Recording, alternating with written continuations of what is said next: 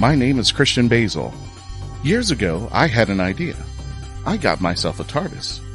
Took it to new places, met a lot of new people, took some great pictures, and talked Doctor Who. From Krypton Radio and the creators of the Hanging With web show, this is the legend of the traveling TARDIS. Join me on my latest adventures and become part of the legend.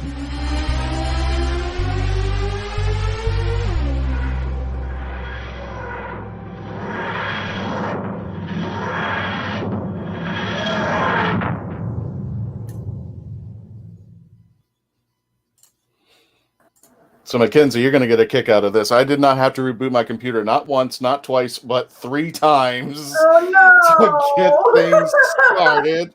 Holy cow. I'm just like, what is wrong with you, Windows, whatever you are now? Windows, what are we up to Windows? Like Windows 12 or some weird nonsense like that? I don't know.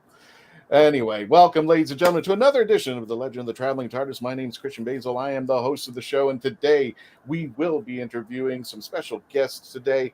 You probably haven't heard of this book, but we're going to be, by the time of this end of the episode, you're going to understand it not only well, but you're going to probably buy it, and we're hoping that you will buy it, because this is going to be an awesome book. As you can see on the screen, A World of Demons, The Villains of Doctor Who, written by Ken Deep. And you know what? I'm going to just introduce the guests out here. Hang on one second. Let me pull off this screen. Ba-doom. There we go. Thank you.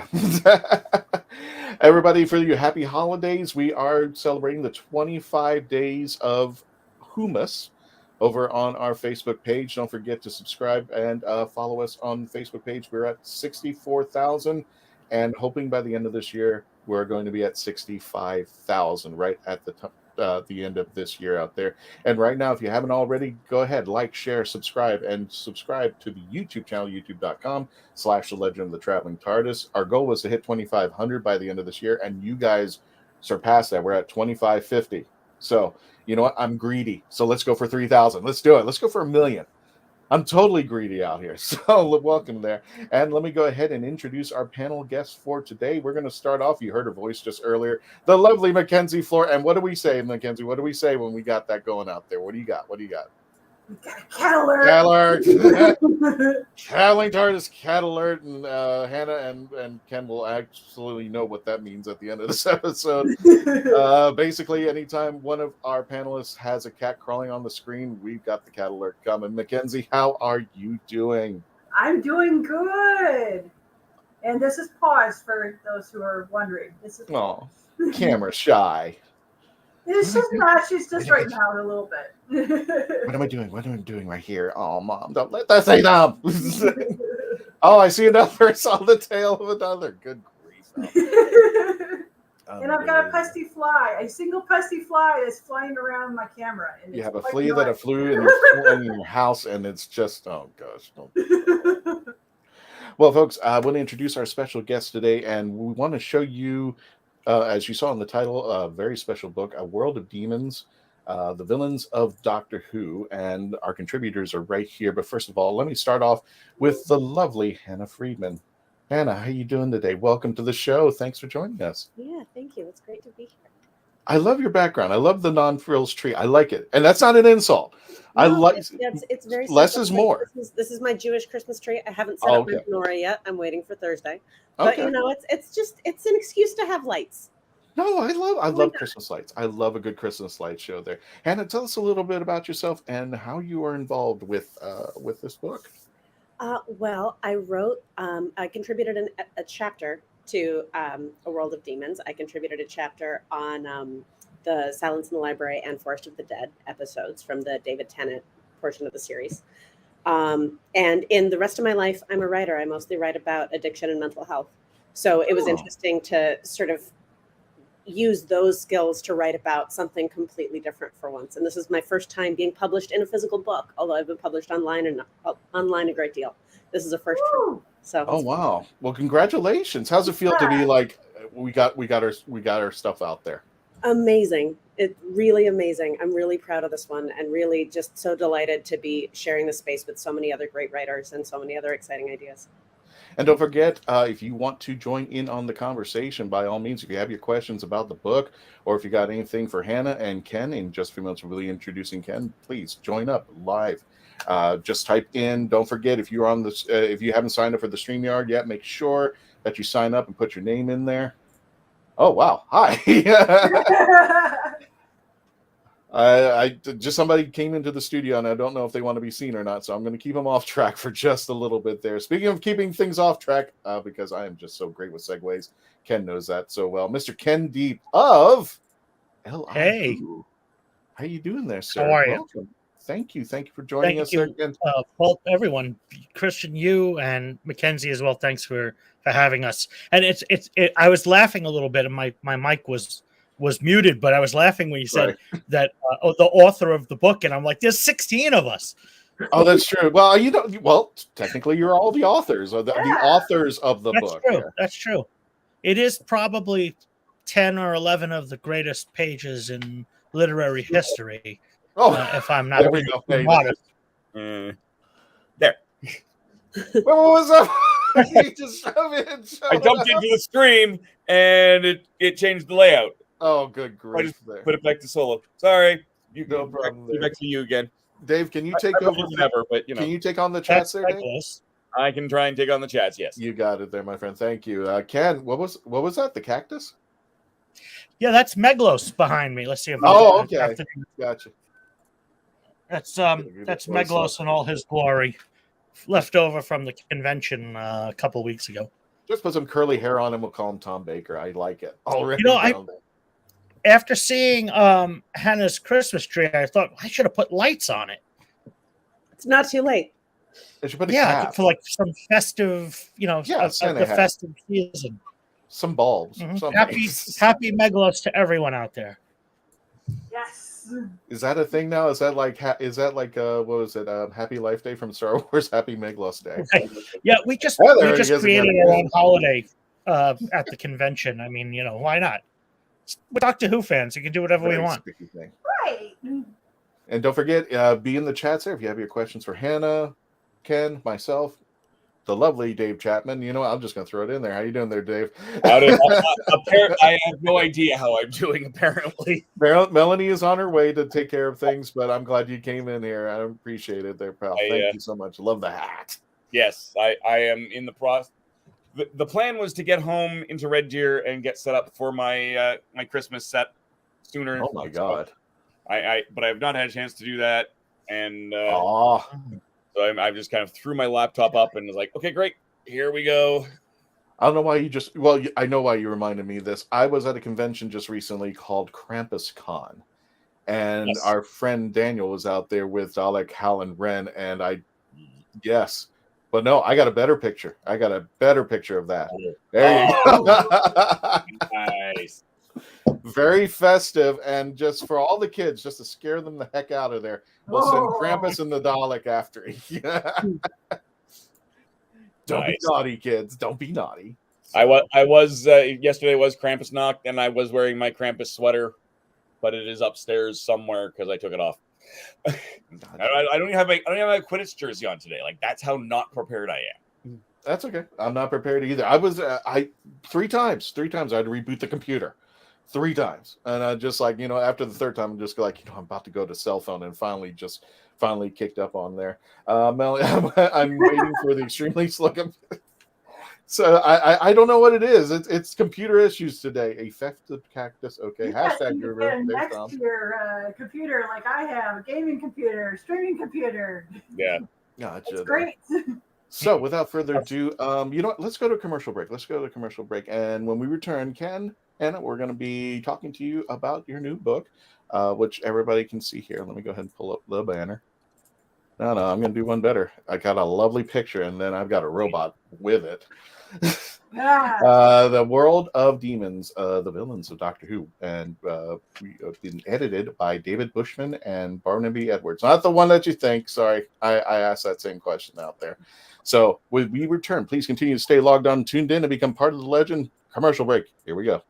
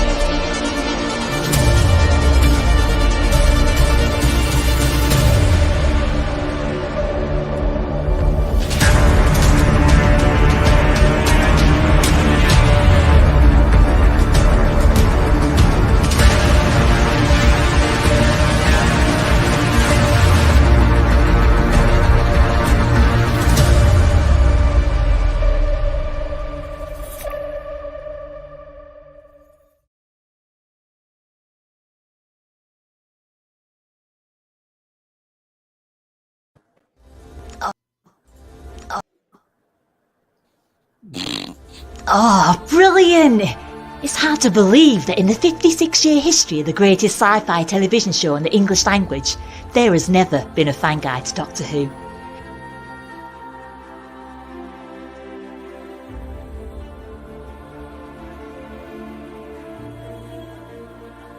The official books might give you what they think you need to know, but only a guide written by a true fan will give you what you really want to know. Join Whovian, the brilliant Mackenzie Flaw, as she takes you on an intensive journey inside the world of the first female Doctor.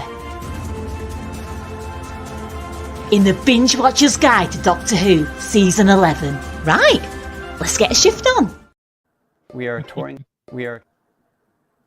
a touring acoustic duo crashing kitchens around the country. We go from house to house every Friday night, and we create music, we create food, a good time, we stream it live, and we do it for free. So now we're just really kind of like trying to develop it and build a community group that people believe in, then they'll help us. So we played from our rehearsal room, we played from the bathroom, thankfully that didn't catch on. I probably played guitar in my room, not for anyone, in front of anyone, nobody heard, for probably about 10 years. And then one Friday night, we played from the kitchen. It's the main place people want to be. It's where the food is, it's where the drink is, it's where the best lighting is. You can go to any party and I guarantee you, the kitchen is going to be popping. Our ultimate goal, I think, would be to crash kitchens every Friday all around the world. You play this up for me, yeah.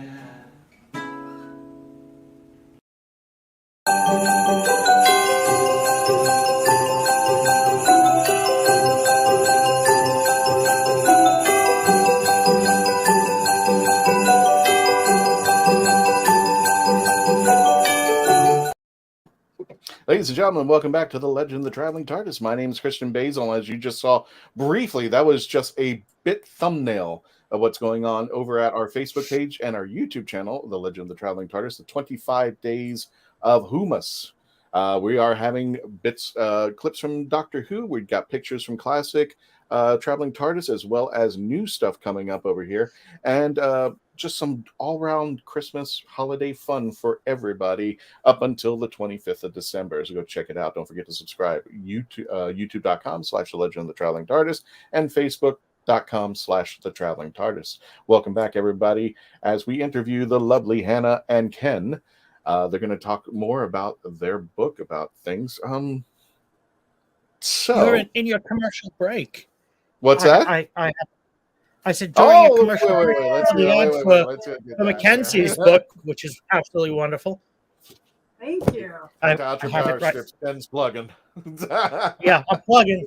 Actually wonderful. Yeah. And I was just thinking, I'm like, I need to get an autographed book from both of you. And I'm sure somehow I got to get an autographed book of my book to you guys. Well, yeah, and you have a standing invitation to come to Long Island, of course, Yes. and pitch your wares, so to speak. Yeah. Is that code? Anyway. Yes. And I'm happy to see him, but we got a new date too. That's a little bit. And I saw him like, oh, finally, not November. Yes. Yes. Did you want? Yes, I know that's. I mean, here we are straying off topic, but that's part of the Doctor Who fan's life. Yeah, we're moving the show to August, which is very exciting, and I actually received some really nice feedback when we were in Chicago TARDIS a couple weekends ago. People saying exactly what you said. Oh, great! It's not in November. And as a teacher, I can tell you that I'm very happy it's not in November anymore, and it's on my summer break. And hopefully the audience understand. Hey, Ken. Yeah.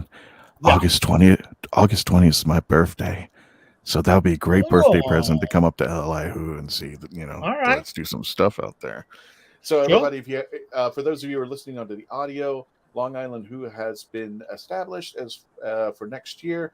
It's going to be taking place August 18th through the 20th. Hey, if you want to see me and you got birthday presents, hey, the vendors out there are pretty cool. This is going to be taking place at the Holiday Inn Long Island in Holtzville, New York. If you want more information, again, for those of you listening to the audio, longislanddoctorwho.com. That's longislanddoctorwho.com. You can also follow LI Who on the Facebook page. You also on Twitter and any other medias out there? Instagram, just about everything. Cool. Just about everything. Although there's a bunch of new things popping up now, and I'll add my cat to your. Oh God! She heard me talk. She thought it was for her. Proud of yourself. He must be talking to me because there's no one else in the house. There you go. Well, let's go ahead and get things started. Tell us a little bit about the book. So, ladies first. So. No, I'm kidding. Tell us a little bit about the book for those who are not familiar with the book and why they should get this book. Well, it's one of the first, Ken, correct me if I'm wrong, books about just the villains of Doctor Who. And it's this really interesting look at villains through the ages. So from classic Who and from new Who, and a lot of comparative essays, which are the ones that I'm really excited about, and looking at, there are some authors in there talking about the way that villains have changed over the history of the show, talking about the villains there's one about body positivity and fat phobia, talking about villains like the Slitheen, and putting sort of a modern day lens on things that, I mean, the world was such a different place even 5-10 years ago, right? Yeah. So looking at that, looking back, even not to classic Who, looking back to older new Who, and thinking about it from this brand new perspective is something that I find really interesting. Although I really think you probably want to hear about Ken's essay when we're talking about different perspectives and brand new takes on what makes a villain in the universe here. So I'm gonna hand it over to him. I really want to hear him. You're brought up there. One of the things about this book, the challenge from Dave Bushman and Barnaby Edwards when they were putting a group of authors together to write something was to try to find something new to say about villains. It's very easy to say, the Daleks are the biggest villains in the universe, and they're Doctor Who's number one baddie, and then the Cybermen are number two. That doesn't tell you anything about their motivations, or for that matter, what kind of depth they bring to the show. There's a reason Doctor Who has been around for coming up on 60 years, and that's because in all great literature, your hero is only as amazing as the strength of their adversary, of their villains. You think of James Michael Bond. Yeah. Sorry, I threw that in Great. Chris Chibnall. Oh, he said it, not me. I'm saying James Bond always has these larger than life villains. Superman, right? Lex Luthor. If Lex Luthor is a weak villain, Superman doesn't actually look extraordinary, and the Doctor's the same. So the Doctor has to. I think you gauge your Doctor up against villains, let's say, like the Master, like the Daleks. I found it interesting with Jodie Whittaker's Doctor that I really didn't see her at her full force as the Doctor until she battled the Daleks. And that was because that's a known quantity. It was wonderful that Chibnall decided that they were going to create new adversaries for her first season. And that was the right decision. But when you get to battle the Daleks, that's a quantity that we've seen William Hartnell, Patrick Troughton, John Perry, etc., all battle through the course of history. So her take on that battle is how we determine her standing as a Doctor, or maybe not standing, but you know what I mean? You get a sense of the Doctorness of the portrayal when you battle that known quantity. I've veered, of course, through this whole thing, but so this whole book was about finding fresh ways of talking about something that we're all familiar with. It wasn't just a history book or some kind of chronological making of book. We wanted to have something fresh to say. And you think about the villains in Doctor Who, the one that I originally, I know it's going to sound like a broken record to Hannah, but I originally wanted to have the Silurians and Sea Devils to be my essay. And Jan Fennick got there first, and she did a wonderful essay on it, and I'm certainly not knocking it because she's brilliant. It forced me to go into something else, but those villains, the whole concept of having creatures that rightfully inhabited our planet before we got here. I mean, my God, that's so brilliant and challenging. It's everything that's great about science fiction, and why the five of us and all the people watching find science fiction interesting. It's that it's telling those tales, it's telling those what ifs. And what I want to do right now is for people who are, on another device who may want to peruse what we're talking about, a little bit of an odd link, but there it is right there. So you can check it out for yourself. I'm not going to read it to the radios, folks. Oh my gosh, what is that? It's like the alphabet just vomited. It did. The alphabet did just vomit on there. I said Ken was a cool dude. Yeah. That is Tom Kosak. He was former... Thank you, Tom. The check's in the mail. Yep. He was former president of the Guardians of Gallifrey here in Orlando. So, fantastic. Morton. Hey, Morton. How you doing? My favorite people live. Hey, thank you for just having a conversation about him and Worlds Apart while I was in Philly. So how are the chapters breaking down? You said there were about 11 to 12 writers on this. How is everything divvied up in the book between the, for a better term, as we make the authors between you guys? They're mostly broken up by villain. Okay. So there are different chapters for, although you can't necessarily tell from the cover, each villain only appears once.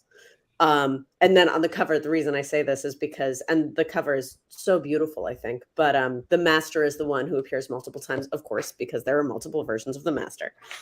But I think one of the interesting things going through and reading everybody else's work for me was noticing how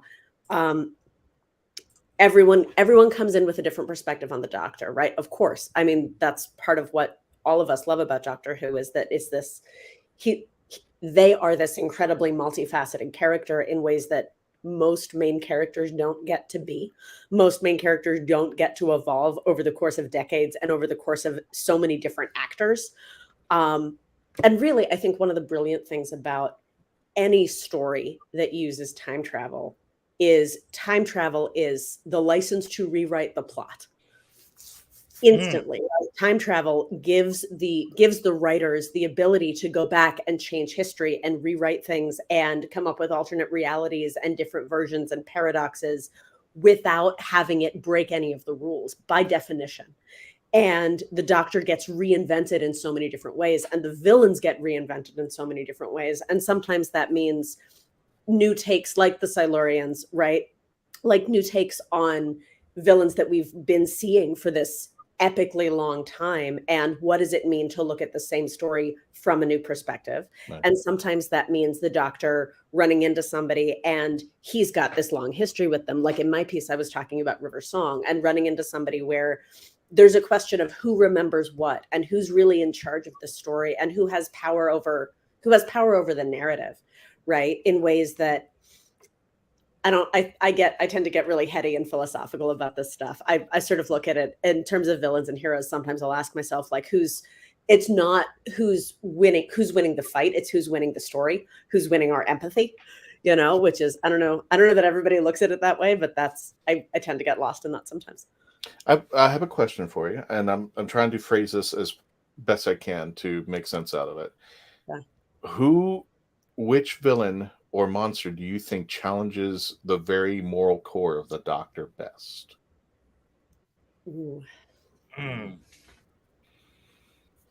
See, I'll go back to the Silurians and the Sea Devils, because that's what I feel. I love those two adversaries. And I call them adversaries because they're not enemies. They've actually kind of got the moral high ground when they say, you people are invaders. Who are the true invaders? Yeah, who are the true invaders? Right. The Silurians or and that's an incredible moral dilemma for the Doctor, because who does he pick? He loves humans. I mean, that's why he keeps camping out here, and takes the humanoid image, the humanoid form. So that would be my take on it. I mean, but that could go. The joy of this is that the debate doesn't necessarily end there, right? Hannah could have a different opinion, or we could talk about every incarnation of the Master and each beef that every single one of them had with the Doctor. Hannah? Same question. Who challenges the Doctor's core? I do have an answer to that question, but I want to hear yours since you wrote the book. I sort of talk about that in my piece. Actually, I talk about that with Boston errata, not in a comparative way. I don't actually know that I can pick. I don't know that I can pick who challenges them the most. Definitely the Silurians and the Sea Devils are up there. I agree with that. I think, and anybody, I mean, this is what I say a lot in my chapter about the Boston errata, is this idea that Ken was just talking about of being there first, right? Of who is the victim here, right? Who is actually at fault? Who is the person or the creature or the empathetic character who is least deserving of blame? But part of the point here is that everybody is deserving of blame. It's this incredibly complex world with millennia of history, like far beyond anything that humans can comprehend or empathize with. I think it's a long list. I also think he challenges himself in a lot of ways. I think he's got, especially in New Who, he's got this incredible, like, we see it a lot with Tennant, but it comes up for each of them in different ways. He's got this angst and this self-hatred and I think we could talk about why that's true and where that comes from for days.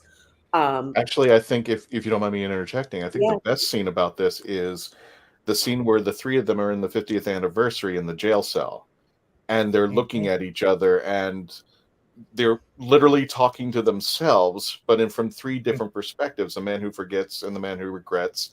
And the War Doctor's looking on this like, this is what I become. And just having, those second thoughts about that. I'm going to bring up this question from Melanie, just in case. Is it better to buy the book directly from you, your publisher, or Amazon? And the answer is yes. As long as the answer is buying the book. Gotcha. It's all good. Whatever is most convenient for you. I was going to say, Chris, we should bring that up right before before we go to commercial, and then you did. I was in Sorry, the yeah, okay, no. private chat. No, that's fine. We can always address that later out there. Andrew Morris, when I posed the question, he says the Valeyard. Yeah, Challenges absolutely. the mortal core of the Doctor. My two choices were this, and I know I had to honestly separate them. The scene in Genesis of the Daleks between Davros, the famous scene between the Fourth Doctor and Davros. Whereas usually you see a leader like tying, like James Bond being tied down and say, "No, Mr. Bond, I expect you to die." But Davros, for a better term, geeks out with them. He goes, "Doctor, I just want to talk to you. Scientist assigned." And he's just geeking out. They're not having a fight. They're having a conversation, but they're interacting with each other through their mental. And Davros is desperate for that approval. Yes, he almost wants he wants something from the Doctor to say, "Listen, I found my equal, and I need you because there's nobody else here that's the same. I've got aliens in metal cans, and everybody else is an idiot. But I finally found somebody who's my equal here, and I want to show you my thought process." And then the Doctor goes, "Oh God, whatever." Davros sees the Doctor as an equal intellect, and wants to impress him. Yep, Andrew. Yep, perfect. Because Davros is surrounded by sycophants who tell him what he wants to hear. So you have to have an outsider come. He's desperate for that outsider to tell him what he perceives as the truth, which is agreement with his exact plan. And the only person who can give him an honest answer is an outsider, because if you're surrounded by people who are yes men, you're not going to get an honest answer. You're going to get the answer they think you want to hear. Exactly. And then it's not only that, but yeah, he's got yes men around him now. There's this one person that came out of nowhere. They're both intellectually smart and challenging each other. Mackenzie, do you have a question for the team? I do, actually. And I also want to bring out that whole going off of the conversation we were having. I think that's also one of the reasons why the Doctor likes to travel with a companion, because it will keep him or her leveled. And Jeannie agrees. That's my other cat. She just goes, "Meow." So she agreed with that comment. So my question is, how did this book come about? Are you having 16 different authors? I've been part of anthologies as well. So I'm curious, how did it all start? Hello, Joe. Lord Joe. So how did it all begin? It was a call out, I think, from the publisher, Fayetteville Mafia Press, which is Dave Bushman, and Barnaby Edwards, who was his co-editor on this particular book. And Hannah actually was involved pretty early on. Do you remember how you were approached about this? Yeah, I it was a Facebook post. Somebody shared like, "Hey, this is an opportunity to submit." I think a friend sent it to me because somebody saw it, was like, "Oh, look, it's the Venn diagram of you're a writer and you're the only person I know who likes Doctor Who. I saw this, you should do it." And it's interesting. I'm actually really new to I am not new to being a fan of Doctor Who, but I'm new to fandom. This is sort of my first foray into Doctor Who community. So I would never have stumbled across it on my own. David wasn't going to reach out to me and say, "Hey, I know you from this con." Like it was just sort of random and fortunate. And mine is a little bit different. I've known Dave Bushman since he was at the Paley Center in New York, and I first met him when the 11th Hour premiered. And he and I have stayed in contact over the years, and then he left Paley and formed a publishing company. So I followed it, on social media, always wanting to see people I know succeed. And then out of nowhere was a post about calling all Doctor Who people. I'm like, that's me. And I too, this is my first published piece in any kind of Doctor Who related thing. And I'm a 40 years active in Doctor Who fandom. And for me to finally, break this wall down was kind of a thrill, and probably the biggest thrill is just having my mom, who is a voracious reader, get a book in the mail that had my name in it. So that made it all worthwhile. Mom, that college tuition paid off. Your son's not a complete idiot. Andrew's got a question. We'll address the question after the commercial break when we return with our guests and Hannah Friedman and Ken Deep. When we return, please continue to stay logged on, tuned in, and we got a special guest coming in right around the corner.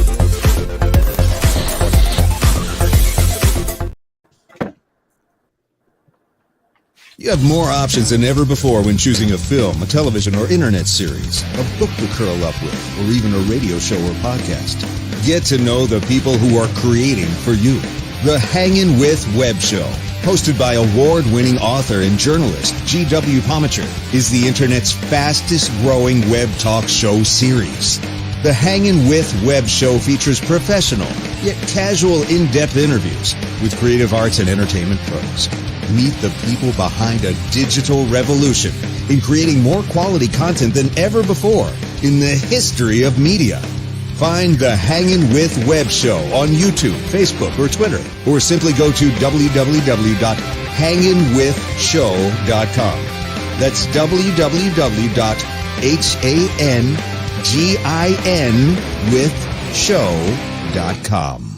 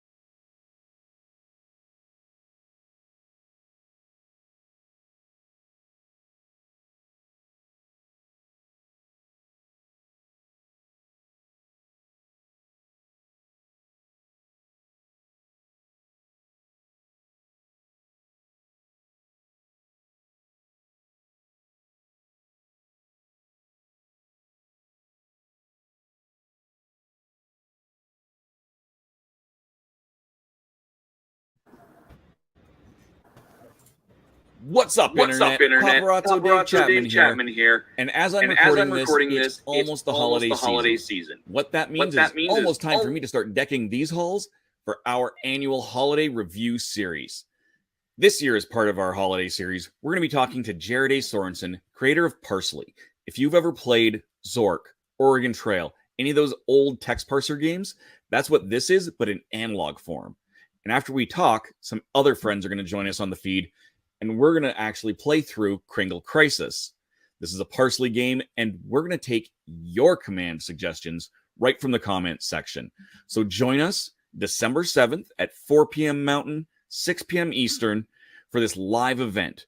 Don't forget to head over to our link tree. That's linktr.ee/therathole.ca, where you'll find that video that's coming up, as well as our Christmas giveaway and all the places you can enter that. Hopefully we'll see you soon. Back to the show. I want to personally thank Patty Hawkins, the team at GalaxyCon. I'm going to put in a little short. Tell me if you see a particular TARDIS.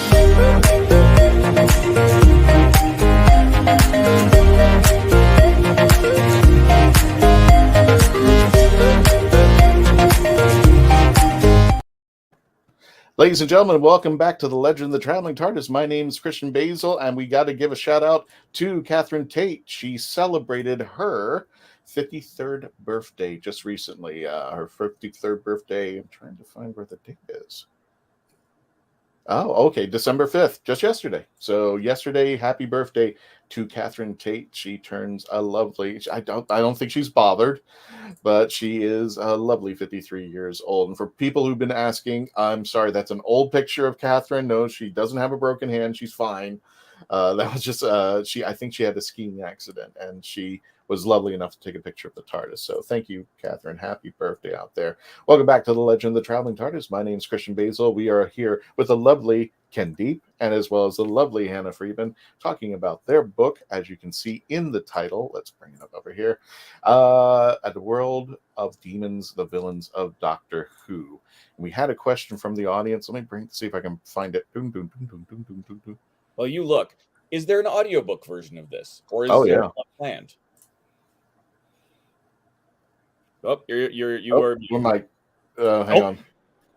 Sorry, for whatever reason, your mics came undone as soon as I was running commercials. I had to close you up for some odd reason, but go for it. I think you had to mute me because I was laughing about the bathroom book, which I've actually just looked up while we were in break.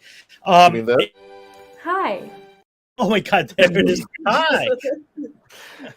For everybody who yes, Jamie's for real. That is for real. And yes, she did have an endorsement from the people at Squatty Potty. So yeah, go ahead, Ken. I'm sorry.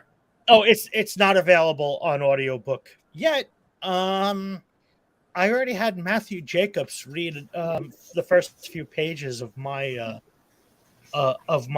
chapter at Chicago TARDIS, and I recorded it. And I was like, "Damn, we got to make this into an audiobook." So I've got to convince Dave Bushman over at Fayetteville Mafia Press to, what would be great, and I'm sure we all agree on this. How amazing would like Paul McGann's voice reading anything?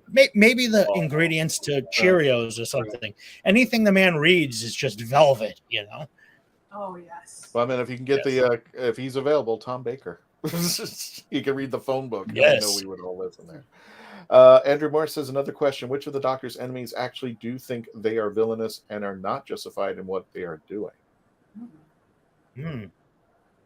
I'll go with the obvious one, the Daleks.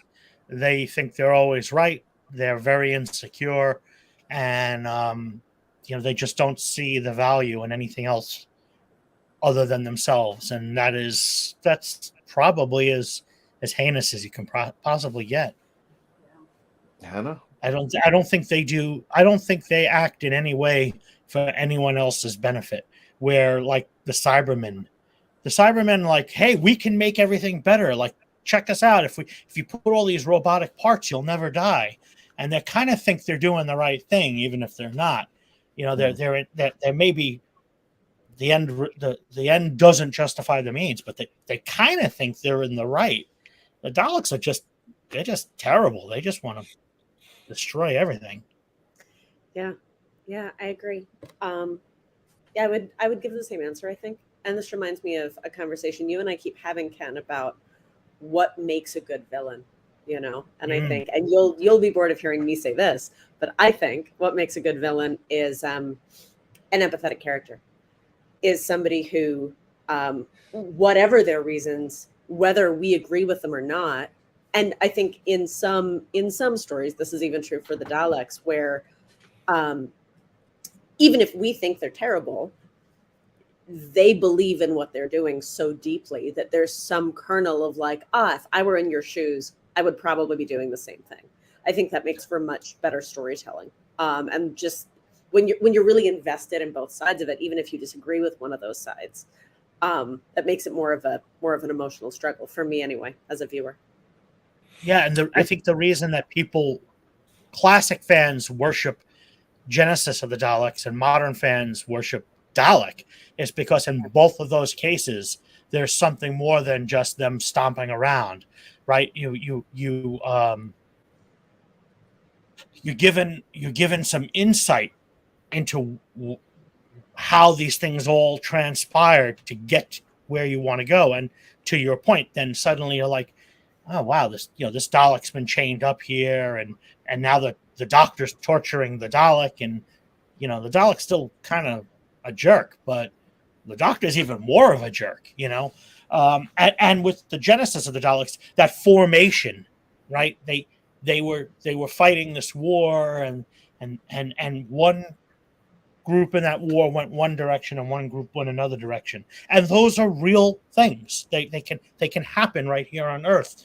So we as viewers relate to it. We see, well, this could have happened in World War I or World War II, and that makes it real. It makes it something that you can lock in on. I would say my next question is, which villain or monsters do you think got a bad rap in classic Who that you would like to see them brought up in new? Wow. Would you like to see the evolution? I jokingly said the Bannermen because they were so god awful in the episode. Yeah, I said I would think the Bannermen now today, if you were to bring them into current day, they would probably be very, very violent. They would be very, very evil. Well, do you remember a few years back when there was a rumor? This was probably in RTD1, when there was a rumor that one of the stories was going to be about Meglos, of all things, my succulent friend. You know, and that's Meglos kind of gets a bad rap, but he's a cactus, like, for crying out loud. You know, Doctor Who said, we've got this foam cactus that we bought at the furniture store, and well, he can talk if we just give him a voiceover. And, you know, then he turns into the Doctor, and no one wants to cosplay him. I don't know why. So, I mean, it's stuff like that. I came to Doctor Who, the thing I think from kind of being casually catching a few episodes to the thing where I absolutely blew my mind was Keeper of Traken. And not particularly that I want to see that story done again, but I'm talking mostly about the creativity of it. I was watching this story on PBS, and here's this statue that everyone thinks is just a statue, but all of a sudden it starts talking, and all of a sudden people get hypnotized by it, and then all hell breaks loose. And I was like, damn, they don't do this on American television. And so anything like that, you can take almost any of those amazing stories that we've had for the first 29 years and rev it up where you can say, okay, well, we now have CGI, or we have the budget, or we can, you know, I don't know, we can get, some famous actor to voice the character or something. There's so much more that they have the resources to do now. But it is a great question, because that's part of the fun of what we do as fans, right? Is, what would be great, you know? I don't want to bring up little rubber suits.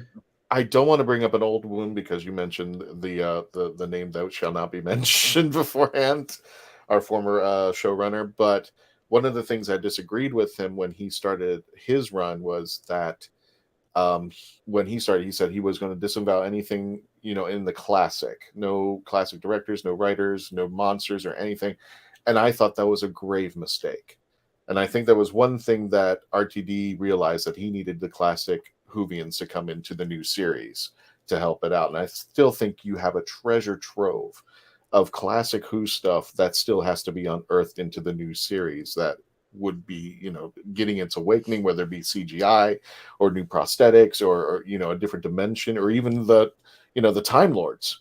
What are they doing? Did the Ronnie fight in the Time War? Did the Monk fight in the Time War? Are they still alive? What's Omega doing? Is he still stuck in that a black hole? Did he do anything in the Time War? I mean, as I jokingly argue, there's more than 3 Time Lords on Gallifrey, Chibnall. You can use them at any given time. So, but that was my thing. That's too hard on Chris, but I thought it was an interesting idea to try to. He wanted to establish his own thing early on, and there is some merit to that. What Russell did was a mix of the both. He didn't shove all the fan service in, but he also didn't go completely blank in Christopher Eccleston's season. He let it drip in like a slow tap, and like a cat, sitting there with the tongue out. We were just gobbling it up because we were like, yes, more of that, please, more of that. And he slowly turned the faucet on, and we were completely hooked.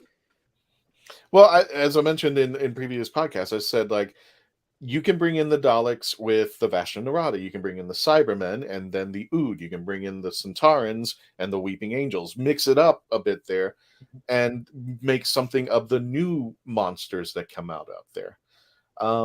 We got a commercial break. When we return, I got a question for you two. And we are in discussions with Hannah Friedman and Ken Deep. Of course, you can see in the chat and also in the, what they call it on the YouTube thing, in the description. Gosh, there's a link on the description as well.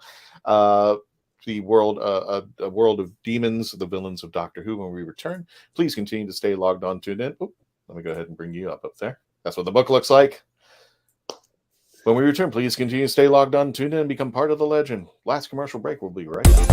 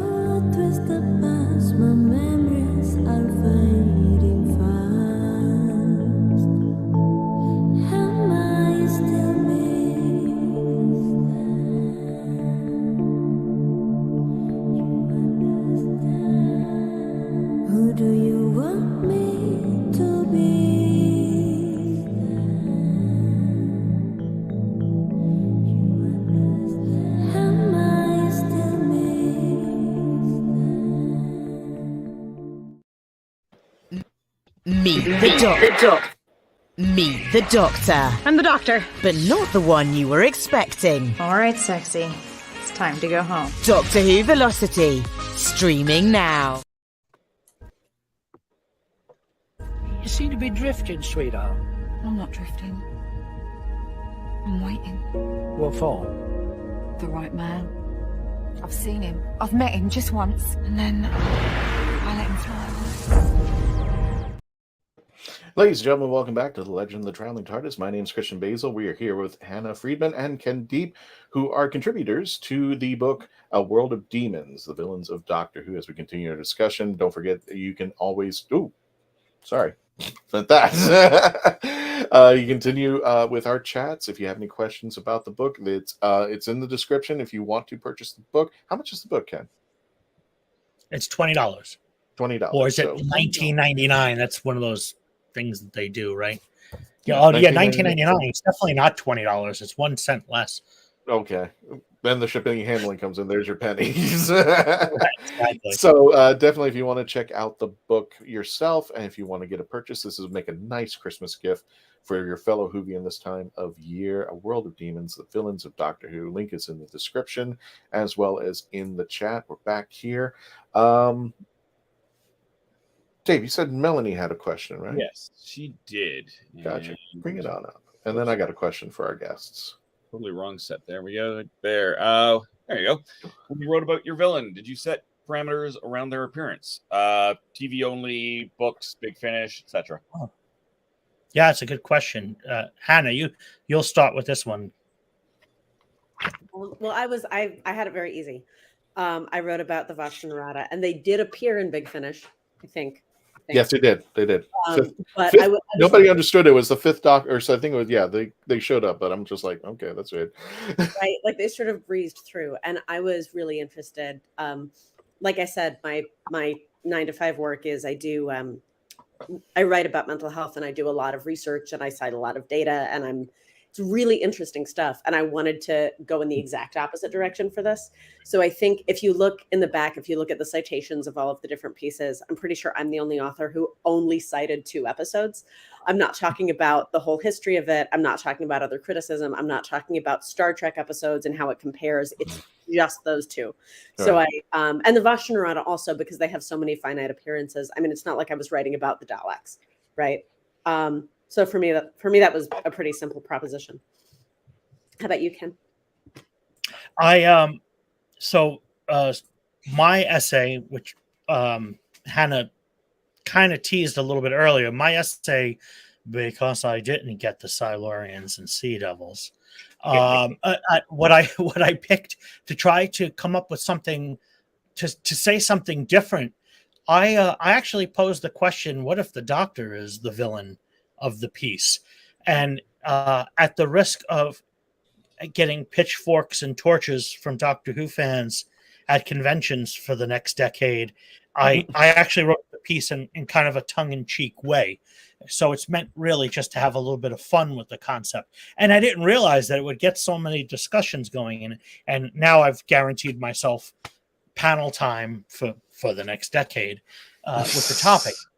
And but I did keep it to just televised appearances. And actually in the piece, I try to represent each of the doctors where possible, starting all the way back in 1963. But I deliberately left gaps where it wasn't like an encyclopedia of every time the doctor did something questionable. I picked a few places. I made some statements about things, especially if I could be funny about them. But I deliberately wanted to leave room in the essay to breathe, to allow the reader to say, he should have mentioned this, or I wish he would have said this, or something like that, so that we can have this discussion. Whether it's now or a year from now or 10 years from now, someone can say, I've read your piece and I was thinking, what about this? And that's an icebreaker for me when I get a chance to meet people face to face or on a podcast or anything like that, to be able to have that conversation. It all really stemmed from, we are all fans of things, particularly Doctor Who, but we get very serious about what we do. So what happens is we watch the same crap over and over and over again. Watch the Warriors of the Deep for the 10,000th time. So after a while, you have to find a new way of looking at it, and I like that. I like the sort of fan theory idea, like, okay, I'm going to go back and watch this, but what if I watched it from a different point of view? And that's how the essay opens. If we're going to have another cat appearance, but the one I always start with is, what if Jonesy in the original Alien movie was an android? Because everywhere Jonesy shows up, people die. And so now I watch the movie and I go, damn, that cat keeps showing up and people die. What if the cat's been setting up the whole thing? The alien is not even the bad guy. The alien's just trying to get off the ship, but that cat is murdering people. This sounds like fun. And it's just a fresh way for me to watch a movie I've seen 18 million times. And there's another cat appearance, right? Although it's not Jonesy. No, it's worse. It's Beaker, one of my cats. Andrew Moore says, Ronnie, I think, has right issues. A few of the classic writers kept the right to characters. RTD has the right balance of old and new. Yeah, and in Russell we trust. I've been saying that for almost 20 years now. Back when I was on Doctor Who Podshock, I was famous for saying, in Russell we trust, because it was Russell's time way back then, and I continue to say it. I'm a big fan of Russell, and I have complete confidence going forward that the show is in the right hands. Mm-hmm. I have a question for the both of you. When doing your research on your respective villains' monsters, was there something about the villain monster that you either wondered aware about or appreciated more during your research? You're like, oh my God, I didn't realize this, or oh my God, this was, this is something that I really like about this particular monster that I researched. Great question. That's for Hannah. The moment for me that really came to mind is, so in Silence in the Library, in the first episode of that two-parter, there's a moment in the very beginning, the first time we sort of get a hint that the shadows are or I guess not the first time, maybe the second time we get a hint that the shadows are dangerous and we want to keep an eye on what's going on there. So we've got Cal's security camera, that little sphere that's bobbling around, and we don't yet know how it's connected to this girl we keep seeing in her family's living room, right? But we know there's a connection, and we have all these big questions. And then we see a shadow has latched onto her security camera, and it's interesting. And it took me, and this is, I don't know how many times I've seen this two-parter. This is my 47th time watching it through, right? And I was watching it because a lot of my process as a writer is just getting to know something so well that I can't help but find those new perspectives, like Ken was talking about. So this was like the third time that week I had watched this episode, intentionally trying to desensitize myself to all of the like big exciting parts of it so I could really look down into the details. And the detail that I noticed is, so here we've got this big sunny room, and we've got Donna and we've got the doctor, and these are the first two flesh and blood mammals that have been in the library in 100 years. Right. The other crew hasn't arrived yet, right? It's just the two of them. And the Vashta latch onto a security camera. Why are they doing that? Are they attracted to movement? If they were attracted to movement, then the dust that's like, they're not the only dust in sunbeams, right? Like a skin cell that came off of somebody 100 years ago could still be floating around there. They could latch onto that. They could latch onto a fly. They could latch onto any bacteria, right? Anything. It's not just movement. There's a reason they're following Cal around. And there's no evidence there. There's nothing to talk about. They don't ever mention why that happened or explain it throughout the rest of the episodes. It's sort of a throwaway, like, hey, look, the shadows are moving. Look, there was a shadow there and now it's gone. What's casting it, right? Mm-hmm. But that was really eye-opening for me to think about, because my whole piece is about empathy and who's like how compassion makes us villainous, how the act of being compassionate is related to our ability to hurt people. And so the fact that they understand this is a living creature, the fact that they're like, I'm going to latch onto this security camera. It's not a bookshelf. They picked her for a reason. And that's the thing that lets us understand that they're carnivorous almost. Like that's the beginning. And I hadn't noticed that detail until I was in the middle of writing this. And I wish there were more to say about it in my actual essay. It's a sort of throwaway paragraph as a detail of like, hey, here's a cool thing to think about. And again, this is me like getting super heady and lost in the philosophical details as I do. But so cool. Well, folks, we are coming to the audio end of the portion. Our friends on sci-fi.radio, I apologize. We're coming to the end of the show, but please, we got the 30-minute after party, and Hannah and Ken, you're more than welcome to stay to just geek out a little bit more. But as we end the audio portion of our show, don't forget to join us. iHeartRadio, sci-fi.radio. You can download the app for free. Odyssey, Spotify, Spreaker, Podbean, wherever you listen to your favorite podcast. You can listen to us, download the episodes for free. Don't forget, again, Facebook.com, the legend of the traveling TARDIS, I should say, 64,000 Whovians and growing. We are right on the doorstep, 65,000. Help us get there. Also, just for goof, we're on TikTok. Right now, don't forget to subscribe. YouTube.com, the legend of the traveling TARDIS. And as we remind people, we know that this is a stressful time of year. If you need to get help, if you need a friend out there, 1-800-273-TALK or 1-800-273-8255.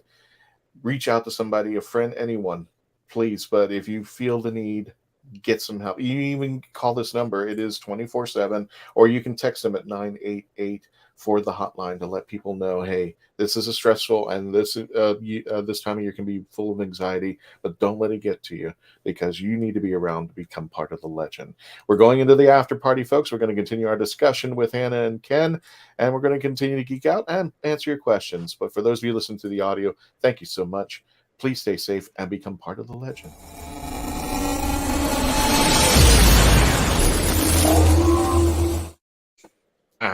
Okay, let's move on.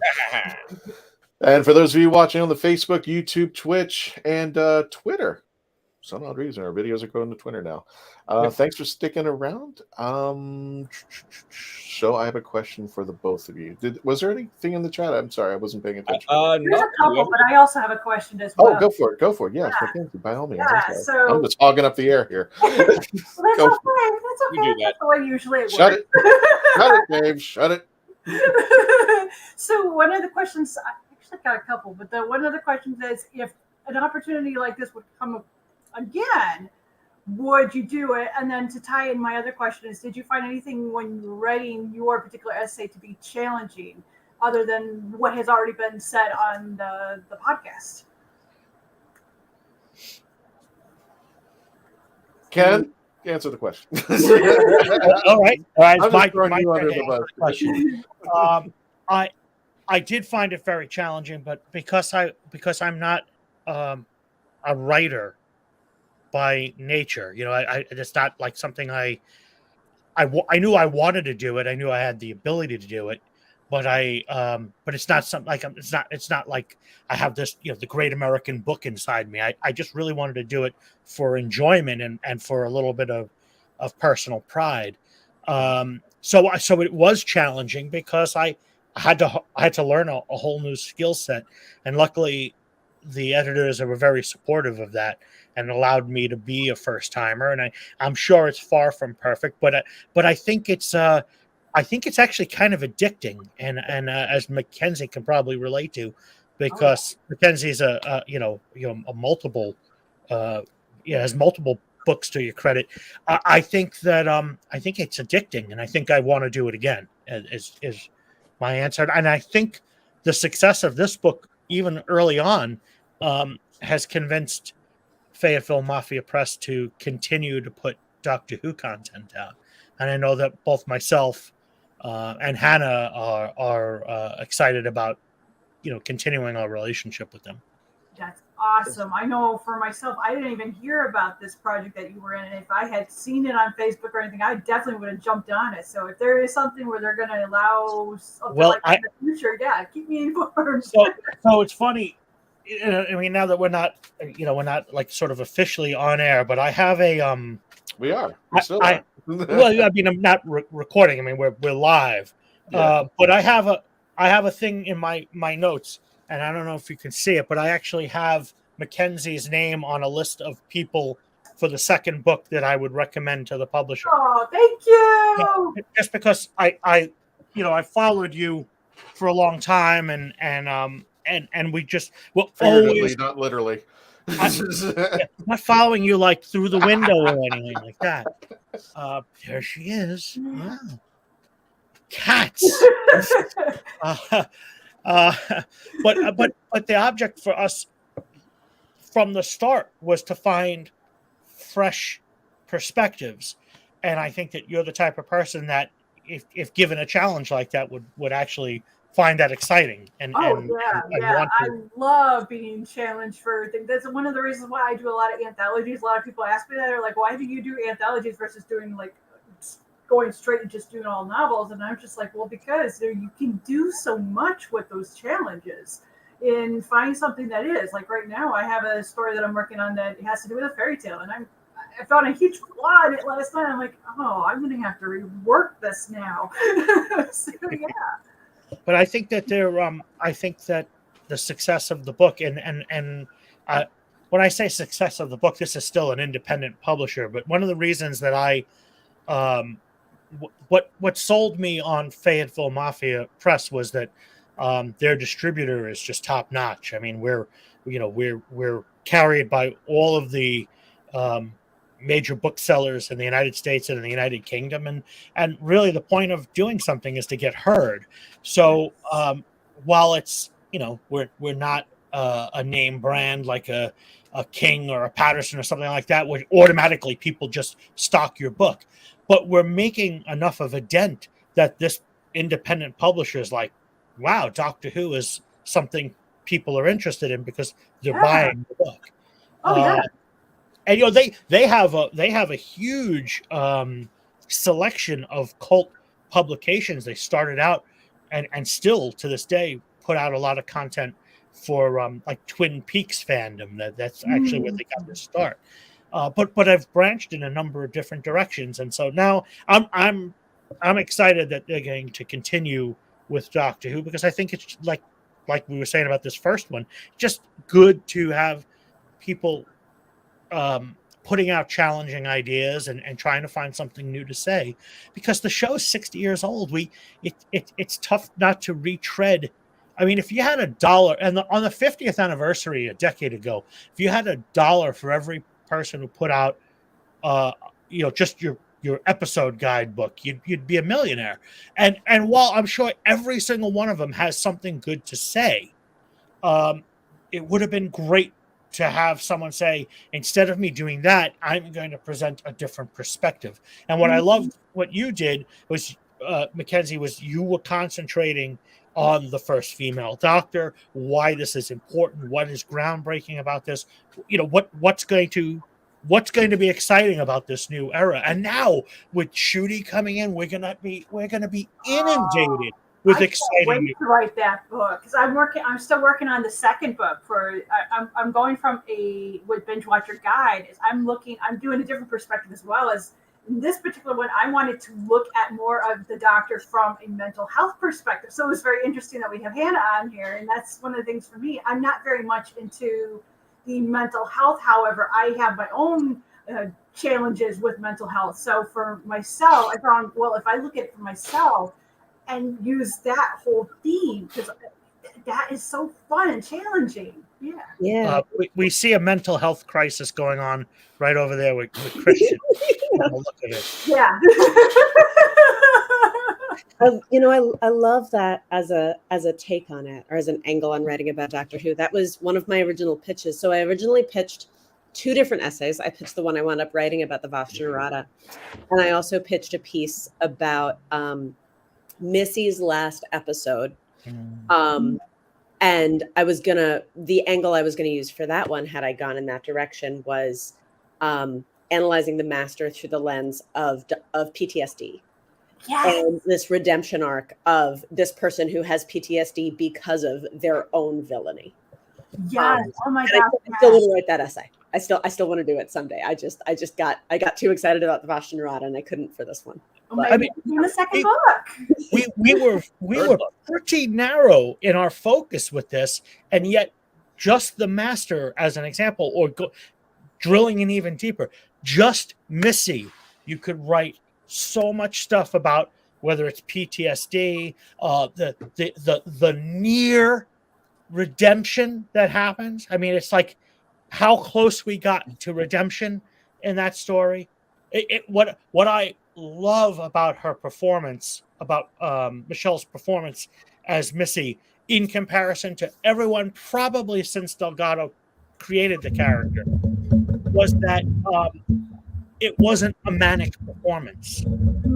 It was a thinking performance. And that's what I loved when the character was originally created. The character was a thinking performance and not just a flailing kind of performance.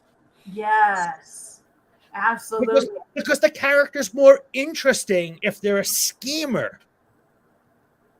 You know, the schemes, and you're like, and it's almost like, oh, I came so close to, you know, and in Delgado's era, it didn't matter if the plan didn't succeed. As long as it annoyed the Doctor, he was happy. For me, that goes back to the earlier question of what villains realize they're villains.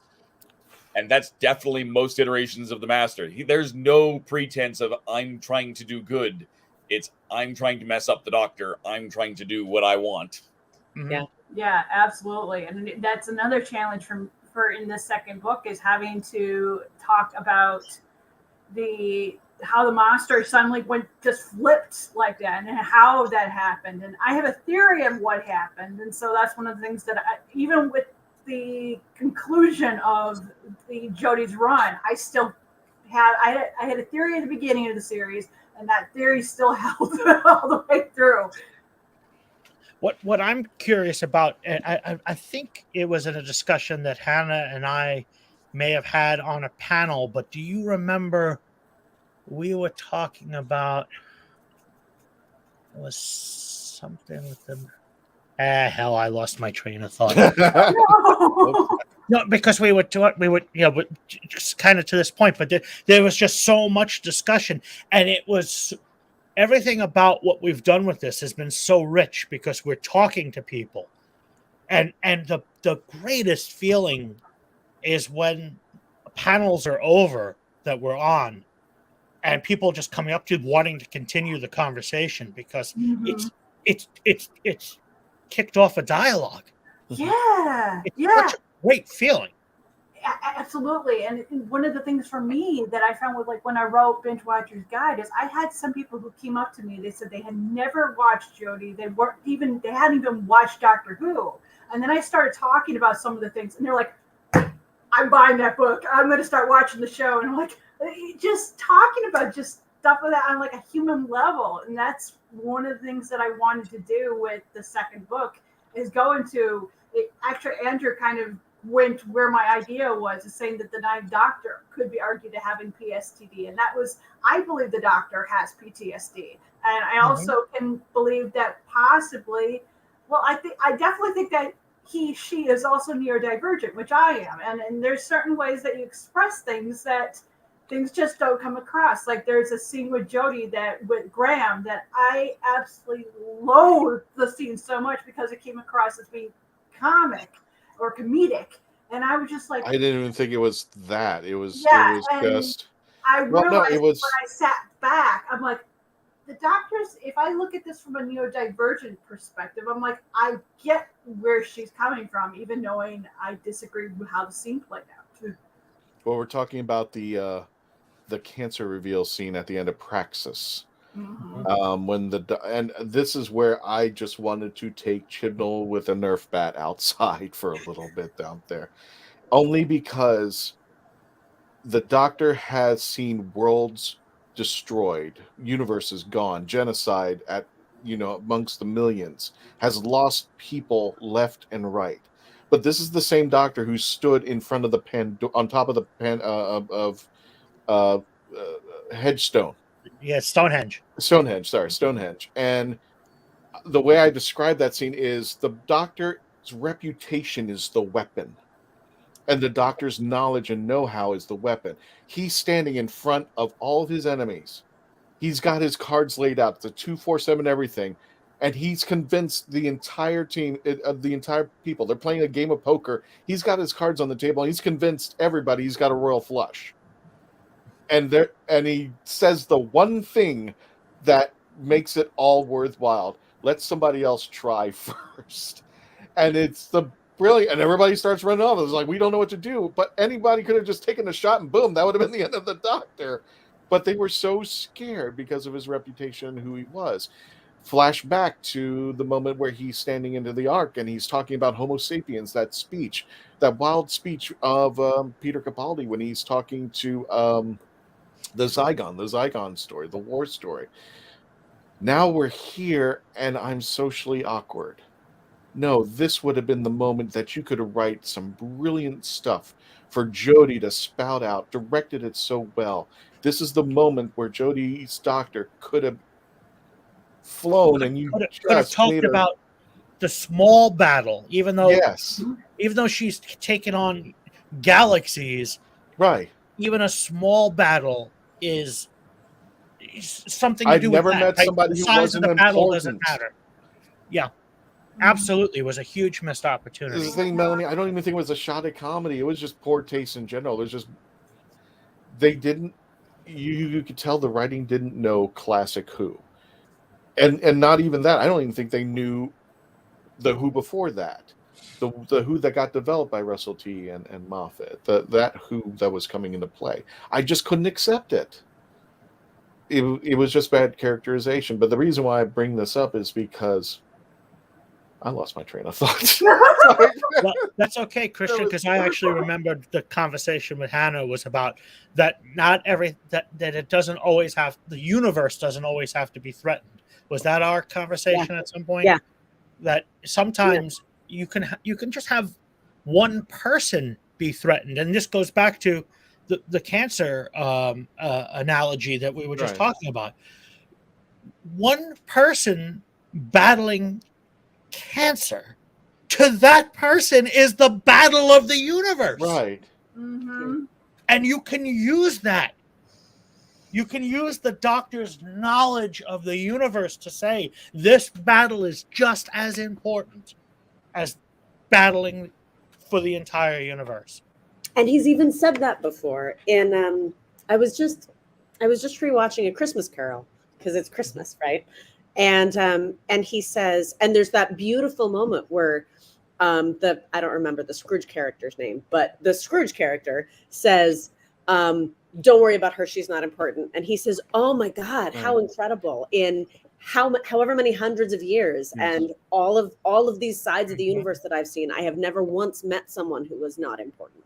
Right. And that's like, to me, that's so like, that's why I rewatched that episode, because that idea is so central to who Doctor Who is as a character. And I agree with you that it's the Doctor, with the best writing, the Doctor always knows what to say at that moment, has the wit. He's always, and she's always 3 steps ahead verbally of what's going on in the room. Yeah. Chop Suey, the Galactic Emperor. Come on. Just some really fun stuff out there. And it just, one of the things that I was taken back to, like the episode Rosa. Krasko was just an abysmal villain, and I had to be convinced that this was the same villain that was locked up with River Song. No, a chance in hell. He was already taken out like 2/3 of the episode. And somebody asked me, it's like, well, how would you make that episode better, Christian? I said, I have a great idea. Let's Back to the Future to it. So what happens is the TARDIS lands, somehow or another there's smoke coming out of it, and the 13th Doctor tells everybody, listen, we had to crash land here. By the way, be careful about the people around you. They're not all friendly. And guess what Ryan does? He walks around, hops on a bus, and accidentally sits in the seat where Rosa was supposed to sit. Right. Inadvertently stopping civil rights. And I think the story would have been a very different take that Ryan did by accident. And now I think the stakes are even higher. And if you can write that and direct that really well, I just there was no reason for a Krasko. I just didn't see it in there. It was just, here's this evil guy. He's just evil for no apparent reason. And it just killed it for me. Yeah. But that's my opinion. With that episode. But at least Russell's coming back. Yes. Yeah. Yes. But I'm always sound mind when things like this, because for a while he was saying he was never going to come back. He was like, he doesn't go back. Yeah, that's what Capaldi says. He's never coming back till he comes back. Till he comes back, yeah. But I'm just like, it's one of those things, the old Reagan thing, trust but verify. Mm-hmm. So I'm walking on eggshells. Yes, we are happy that the show is in good hands. Bought by Bad Wolf, which was bought by Sony, now on Disney Plus. Go figure. Wow. Things I would never see that Doctor Who would ever become are now even happening. What was that line there? Well, like Mark Hamill said, he was not happy with Luke in Episode 8, but this wasn't his Star Wars, his storyline. It was, don't even get me started on that. It's a good thing Melanie's just in the comment section. She's not on the show. Otherwise, we'd be on for another 3 hours. The people who are nervous about Disney Plus, they do have a right to have a little bit of apprehension because of Star Wars, and some of the things that happened. There's been some good and some bad there. But at the same time, I just have a total faith in Russell because he's had this vision of wanting to do this since he brought the show back in 2005, and he just didn't have the mechanism to create this expanded universe, and now he does. He's on that. He's got the means. I mean, he doesn't have a college budget. He doesn't have the BBC public budget. He's got Sony backing him up, Disney Plus distributing. I'm like, this is where the show should be at this moment. I think it's going to raise the profile again in ways we probably haven't seen since Matt. David brought in the girls, we always say, and Matt brought in the kids. And then after that, it's been kind of level. Now, with Disney eyeballs, there's a brand new generation who are going to go, what is Doctor Who? What is this all about?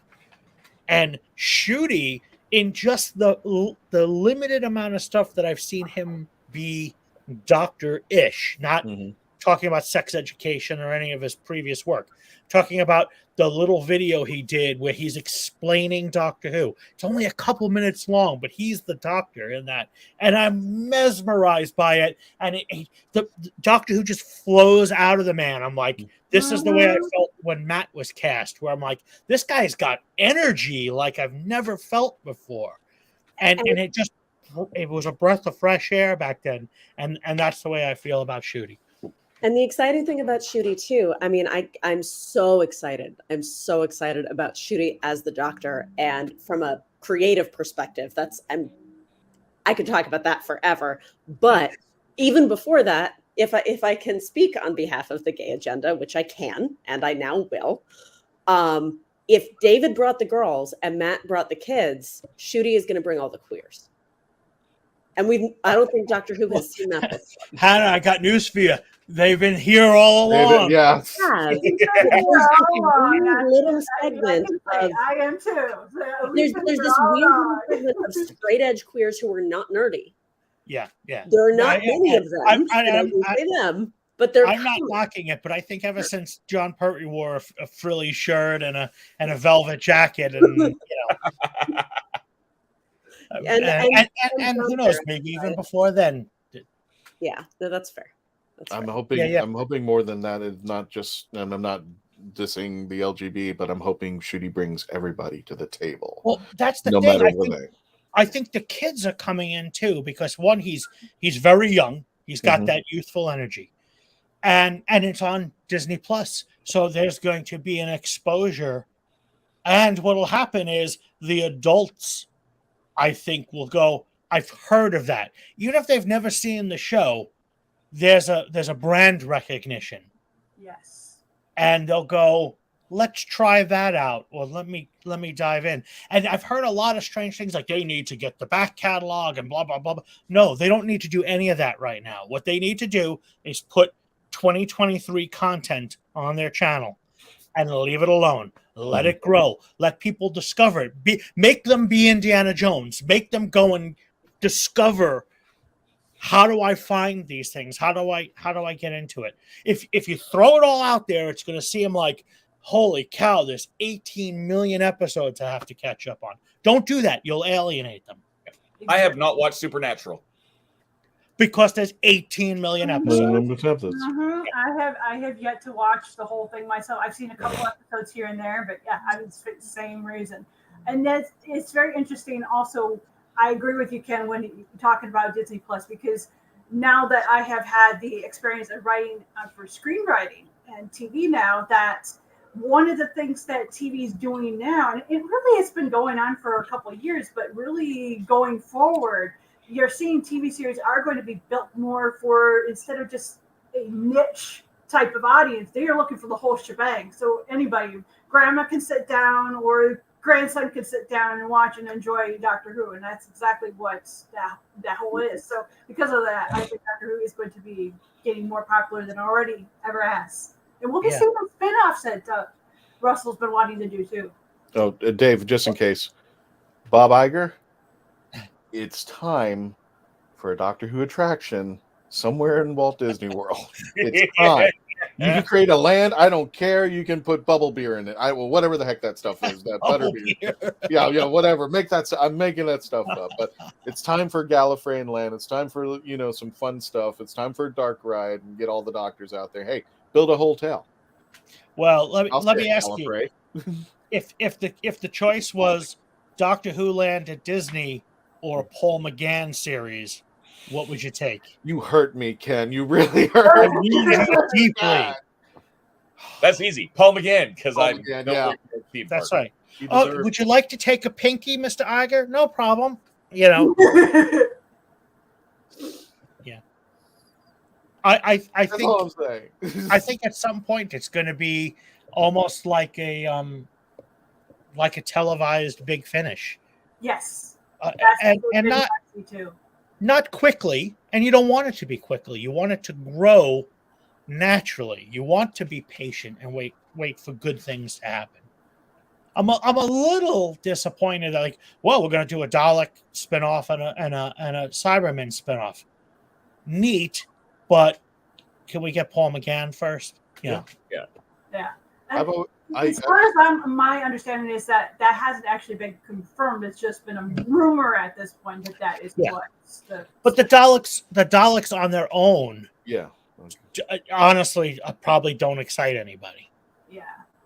They the way the Doctor needs them to be exciting, they need the Doctor to be exciting. Otherwise, they're just running around angry at everybody, and that we got their two movies. Yeah, technically. Yeah, and Doctor Who's technically Marvel. Yeah, just saying.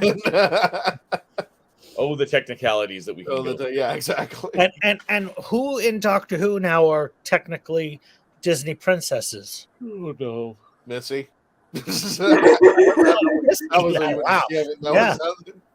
I mean, Rose. Yeah, that's what I would have said. Rose right off the bat. Oh my god, we just gotta go. Missy's a little more. That the new that Millie will be as well. That Ruby, her character Ruby, that will be a princess as well. Well, Leela's a Disney princess. Send her over to Avatar Land and really screw things up. That I would pay money for. That I would actually see the Way of Water, whatever that movie that's coming up over there. So Yeah, Melanie saying Martha is now a Disney. Every girl companion is now a Disney princess. Yeah, Donna Noble. Yes, Donna. Yes, Donna Noble is a princess. She would take her wand and just beat the hell out of people. Yeah, That's Ace. Yes. No, she's got the Nitro 9. She'll throw that at people. Within 20 years, McGann will become last living classic era Doctor. And you know what? I don't know.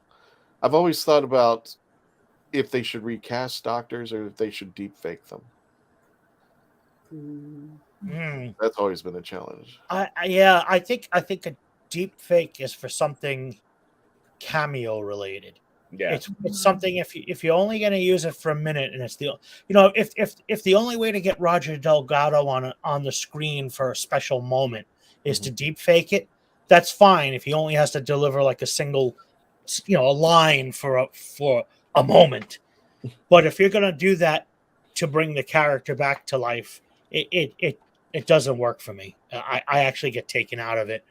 The difference between Carrie Fisher and Peter Cushing in Rogue One. One is in it for a lot of the time, and one is in it for a cameo. And you can handle the cameo. It's tough when you're trying to bring the character back to life. As much as Guy Henry tried, and they used a lot of amazing techniques, but it's still I find myself the whole time kind of staring at it like you're gonna find the flaw in it. Hannah, would you recast or would you fake it? That didn't come out right enough. Oh my gosh! Sorry, would not fake it. No, it's no, but also that holds true. I think I agree with everything Ken's saying. Where my first love was theater. My first love was directing live theater, and I think there's something about just the magic of that interaction. Like effects can only get you so far. And certainly, like if the point is the visual, or the point is everybody remembers they said this one line and it sounded that way, right? Like if the recording can get you there, then use it by all means. But what is actually going to serve the spirit of the piece, right? And one of the comments was just about David Bradley, who I adore and was fantastic. And after a few minutes, you're pulled into the performance. You're not supposed to forget William Hartnell. You're watching the first Doctor. You're not watching William Hartnell. Yeah. And like Sean Pertwee, if he played the third Doctor, he kind of has a bit of his father's characteristics, but you actually want him to be Sean Pertwee because he's freaking amazing. Yes. So you want the flavor to be there without it being, a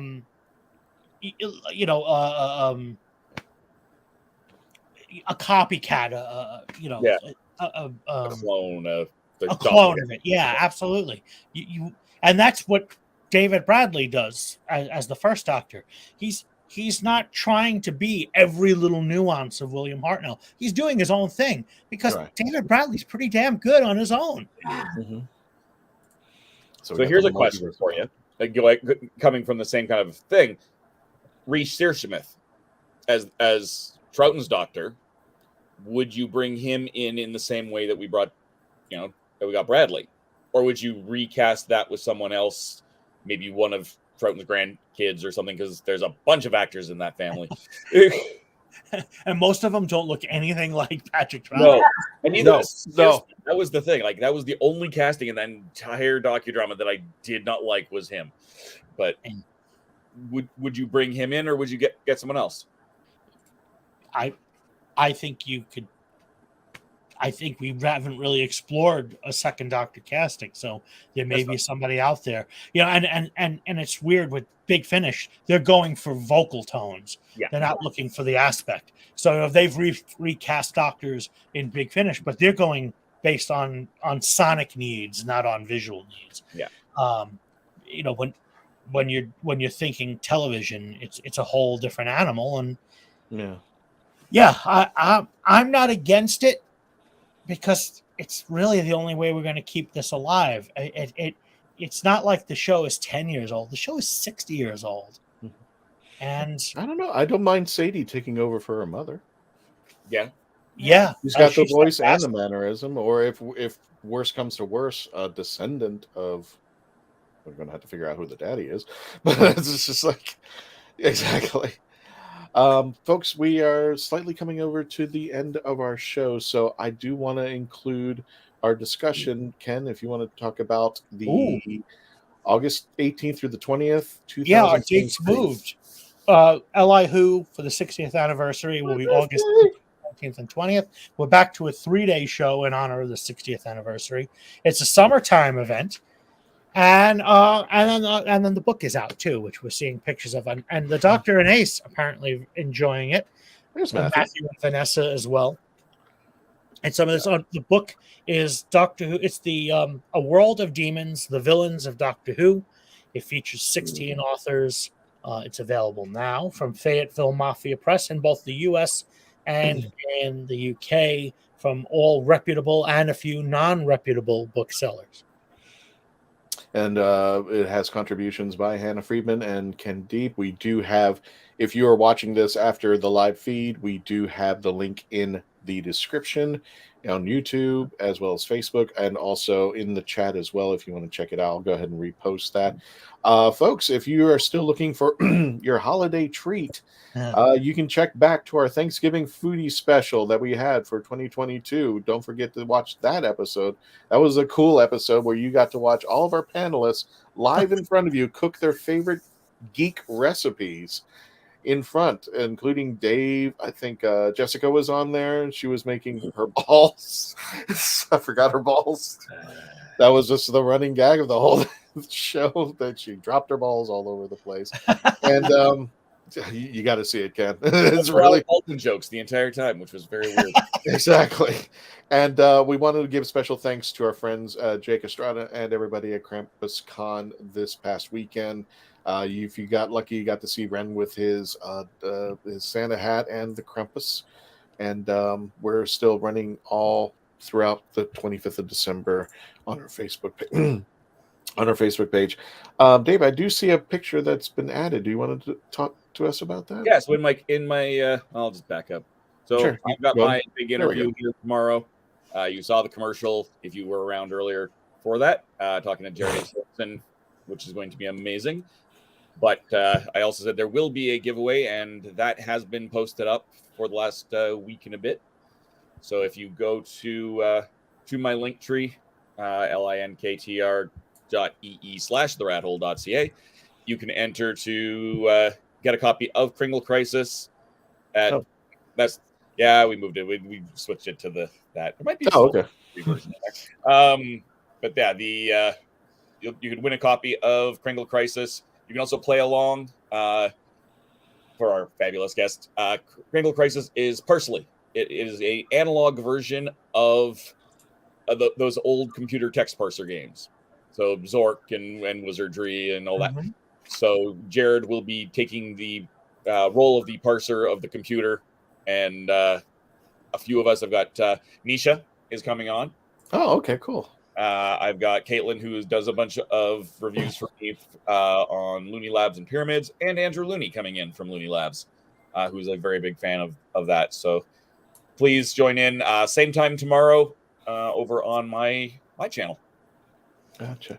And as we wrap it up, Hannah, where could people find you, follow you, unlike Ken with Mackenzie at his house? Where can people follow you and follow your good works that you're going to be starting to write? Now, this is your first attempt.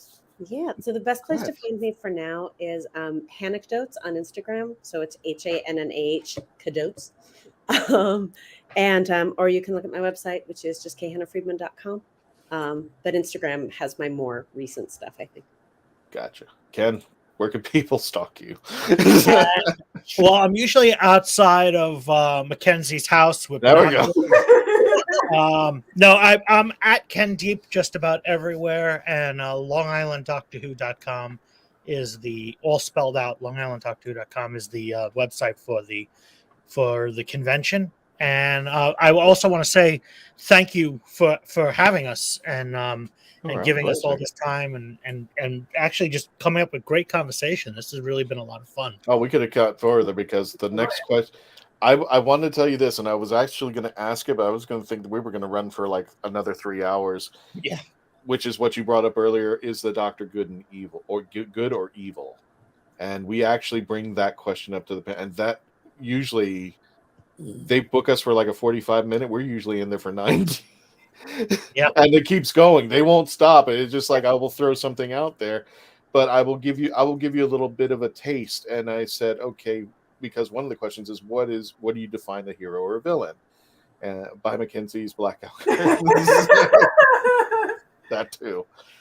Hopefully we'll see. Yes, we'll hopefully see you in Elihu. But the panel. Just pointing out, it's only about an 18-hour drive from Orlando. It's a quick jaunt.